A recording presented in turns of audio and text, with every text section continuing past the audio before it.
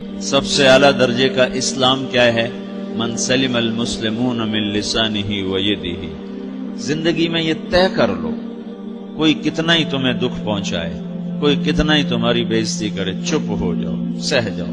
مرنے والے کی کیا عزت، کیا ذلت، میں نے تو مر کے دیکھا ہے اور مجھے یہ حدیث سمجھ میں آئی ہے بڑی اچھی طرح، موتوا قبل ان تموتوا، کہ مرنے سے پہلے مر جاؤ۔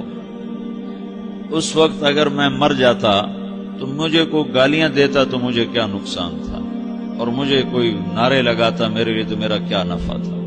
تو مرنے سے پہلے مر جاؤ۔ کوئی تمہیں برا بھلا کہے تو تمہارا کیا نقصان ہے، تمہیں کوئی واہ واہ نعرے لگائے تمہیں کیا نفع ہے۔ اگر اللہ راضی ہے تو مردہ باد اور زندہ باد سے بے نیاز ہو۔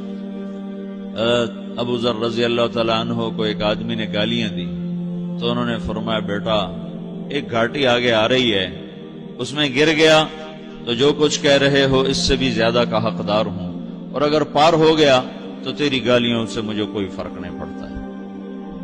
من سلم المسلمون من لسانہ و یدہ موتوا قبل ان تموتوا۔ چونکہ آج کل اخلاق ہیں انتقامی، معاف کرنے والے اخلاق ہیں نہیں، انتقامی اخلاق ہیں۔ ہمارا معاشرہ انتقامی ہے، اچھا کرو گے تو ہم اچھا کریں گے، برا کرو گے تو ہم برا کریں گے، جیسا کہو گے ویسا ہم سے سنو گے۔ یہ ہمارا ماحول ہے، یہ ہمارا۔ ایک ماں کہہ رہی تھی دوسری ماں کو، میرے پترا کدی کسی نے واسطے سلام نہیں کیتا، بڑے فخر سے کہہ رہی ہے، ہمارے اپنے گاؤں کی بات، میرے پترا کدی نہیں کسی نے واسطے سلام کیتا، مائی جڑا کرے انہوں کریں دیں، جڑا نہ کرے انہوں پوچھ دے ہی کوئی نہیں۔ یہ وہ فخر سے کہہ رہی۔ جو سب سے بڑا عیب ہے وہ سب سے بڑا فخر بنا ہو۔ میرے پتروں کدی نہیں کسی نے واسطے سلام کیتا۔ جب ماں باپ نے یہ سبق دیا تو اولاد کا کیا قصور ہے؟ ہمارا معاشرہ انتقامی ہے، ایک کی 10 سنانے کا ماحول ہے، تو آپ 100 کی ایک بھی نہ سناؤ۔ احنف بن قیس رضی اللہ تعالیٰ عنہ پہ ایک آدمی نے چڑھائی کر کہنے لگا، ایک سناؤ گے نا تو 10 سنو گے میری طرف سے۔ تو احنف بن قیس کہنے لگے، بھائی تو مجھے 100 بھی سنائے گا نا تو میری طرف سے ایک بھی تو نہیں سنے گی۔ ایک آدمی ان کی بڑی بےزتی کر رہا تھا اور وہ چل رہے تھے اور وہ 100 گالیاں بک رہا ہے۔ جب آ گیا نا قریب شہر تو کہنے لگے، دیکھا میرا قبیلہ یہاں رہتا ہے، اگر کسی نے سن لیا نا تو تیری بڑی دھلائی کر دے گا، تو نے جو مجھے گالیاں دینی میں کھڑا ہوں یہیں تو دے لے، تو اپنا سارا زور پورا کر لے تاکہ آگے تجھے کوئی تکلیف نہ پہنچا دے میری وجہ سے۔ تو وہ پاؤں پہ گر کے معافی مانگنے لگا کہ واقعی تو بڑے حلم والا ہے۔ وہ مشہور تھے اپنے حلم میں، بردباری، اور لوگ ان کا امتحان لینے آیا کرتے تھے کہ بھئی کوئی ہے جو احنف کو غصہ دلا دے، تو لوگ ناکام ہو جاتے تھے، ان کو غصہ نہیں آتا۔ ایسے ایک عرب سردار گزرا معن بن زائدہ، وہ بھی اپنے حلم میں بڑے مشہور تھے۔ ایک دفعہ لوگوں میں شرط لگ گئی کہ کوئی ہے معن بن زائدہ کو غصہ دلائے تو ہم اس کو انعام دیں گے۔ تو ایک شاعر نے کہا، میں غصہ دلاتا ہوں، تم دیکھنا ایسے سیخ پا ہو جائے گا جیسے جانور۔ تو وہ چلا گیا اس کی مجلس میں، دربار لگا، عرب سردار تھا بہت بڑا، دربار لگا ہوا، تو کہتا السلام علیکم، وعلیکم السلام۔ تو معن بن زائدہ پر ایک دور بڑے فقر کا گزرا تھا، پھر اللہ نے اس کو بہت بڑی سرداری دی، بنو عباس کا بہت بڑا یہ وزیر گورنر تھا۔ تو کہتا اتذکر اذ لحافک جلد شاۃ اذ نعلاک من جلد البعیر، کیوں بھائی تجھے یاد ہے جب تیرا بستر بکری کی کھال تھا اور تیرے جوتے اونٹ کی کھال کے تھے؟ تو کہنے لگا کیوں نہیں یاد، بھلا کوئی ماضی بھی بھولتا ہے؟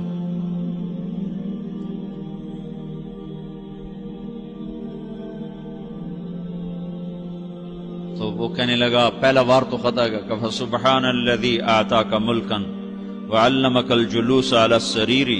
تو پھر ساری تعریفیں تو اللہ کی ہیں جس نے تیرے جیسے کو تخت پہ بٹھا دیا۔ کہاں بھئی ساری تعریفیں اللہ کی ہیں، میری تو کوئی اوقات نہیں۔ تو کہنے لگا، سأرحل عن دیار انت فیہا وان جار الزمان علی الفقیر، جہاں تیرے جیسا حکمران ہو وہاں مجھے رہنا گوارا ہی نہیں ہے، میں یہاں سے چھوڑ کے نکل جاؤں گا چاہے کتنی تکلیف اٹھاؤں۔ بڑے دربار میں یہ ایک گورنر اور وزیر سے بات ہو رہی ہے، تو وہ کہتا ہے، اچھا بھائی اگر تو ہمارے پاس رہے گا تو ہم تیرا اکرام کریں گے، اور اگر تو جانا چاہتا ہے تو پھر رافقت کا سلام، تو وہ یہ بار بھی خالی گیا تو کہنے لگا فجد لی ابن ناقصۃ بمال،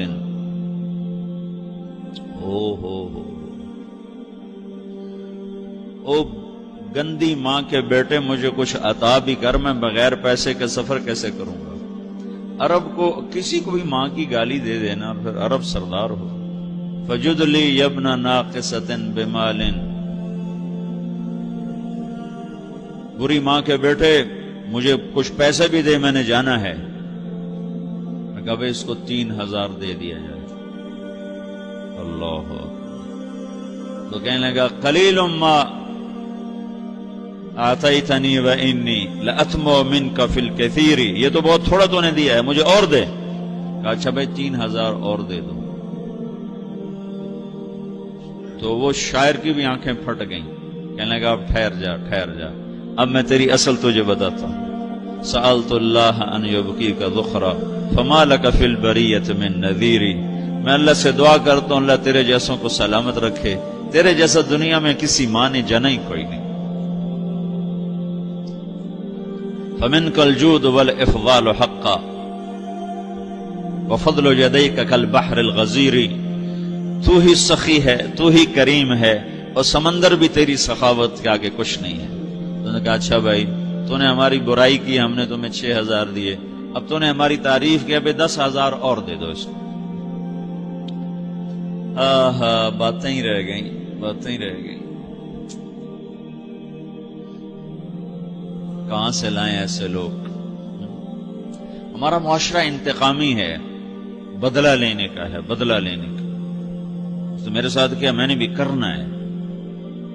تو اعلیٰ درجے کا اسلام یہ سکھا رہا نہیں چپ ہو جاؤ، سلامت بن جاؤ، سلامتی بن جاؤ، سلامتی کی علامت بن جاؤ. من سلم المسلمون من لسانہ ویدہ. اب وہ سوال کرتا ہے یا رسول اللہ ای الایمان افضل، سب سے اعلیٰ درجے کا ایمان کیا ہے؟ اسلام کیا ہے؟ کلمہ، نماز، روزہ، حج، زکات. اعلیٰ درجے کا اسلام کیا ہے؟ من سلم المسلمون من لسانہ ویدہ. یہ اخلاق کا ادنا درجہ ہے، ادنا درجہ ہے. ادنا درجے پر پہنچ کر آپ اسلام میں اعلیٰ درجے پر آ سکتے ہیں. وہ سوال کرتا ہے ایمان کیا ہے؟ تو آپ نے کہا اللہ پر، فرشتوں پر، کتابوں پر، رسولوں پر، موت کے بعد کی زندگی پر، تقدیر پر. اب ایک اور سائل سوال کرتا ہے ای الایمان افضل، سب سے اعلیٰ درجے کا ایمان کیا ہے؟ تو آپ نے فرمایا حسن الاخلاق، اچھے اخلاق سب سے اعلیٰ درجے کا ایمان ہے. جو آدمی اسلام میں، جو آدمی اخلاق میں، جو مرد عورت اخلاق میں ادنا درجے پر ہوتا ہے وہ اسلام میں اعلیٰ درجے پر پہنچتا ہے. اب اگر وہ اخلاق میں اعلیٰ درجے پر آ جائے تو اب یہ کہاں پہنچے گا؟ اب یہ کہاں پہنچے گا؟ میرا نبی کہہ رہا ہے سب سے اعلیٰ درجے کا ایمان ہے حسن اخلاق، حسن اخلاق. ابو ہریرہ نے پوچھا یا رسول اللہ وما حسن الاخلاق، یہ بھی ایک اور حدیث ہے. یا رسول اللہ حسن اخلاق کیا چیز ہے؟ تو آپ نے 3 چیزیں فرمائی، تصل من قطعک وتعطی من حرمک وتعفو عمن ظلمک. جو تم سے توڑے نہ تم اس سے جوڑو. نہیں کرتا سلام نہ کریں، کوئی ہم چھوٹے باپ کے ہیں؟ ہم تو کبھی بھی نہ کریں، ہم تو کبھی بھی نہ منہ تھوکیں بھی نہیں ہم تو میرا نبی کہہ رہا ہے جو توڑے تم اس سے جوڑو، جو محروم کرے اسے عطا کرو، جو زیادتی کرے اس سے درگزر کرو. یہ 3 کام جو عورت مرد کر لے گا یہ اخلاق کے اعلیٰ درجے میں ہے. جب یہ اخلاق کے اعلیٰ درجے پر پہنچتا ہے تو پھر میرا نبی کیا بشارت دیتا ہے؟ ادنا درجے پر پہنچ کر تو اعلیٰ مسلمان کی بشارت ہے، اور اخلاق میں اعلیٰ درجے پر پہنچ کر میرا نبی کہتا ہے کاد الحلیم ان یکون نبیا، اعلیٰ اخلاق والا بس نبی بنتے بنتے رہ جاتا ہے. اعلیٰ اخلاق والا ایسے ہے جیسے کہ نبی، قریب ہے کہ وہ نبی بن جائے. یہ تو ہے نا ترجمہ، لیکن ہم ہمارے اردو میں کہتے ہیں وہ نبی بنتے بنتے بنتے رہ گیا. کیا مطلب؟ کہ اس میں اور نبی میں صرف نبوت کا فرق رہ جاتا، باقی وہ سب کچھ حاصل کر لیتا ہے. تو یہ سارے دین کا میں نے آپ کو خلاصہ بتایا ہے کہ میری آپ کی ضرورت ہے کہ میرا اسلام اعلیٰ درجے کا ہو، من سلم المسلمون من لسانہ و یدہ، میرا ایمان اعلیٰ درجے کا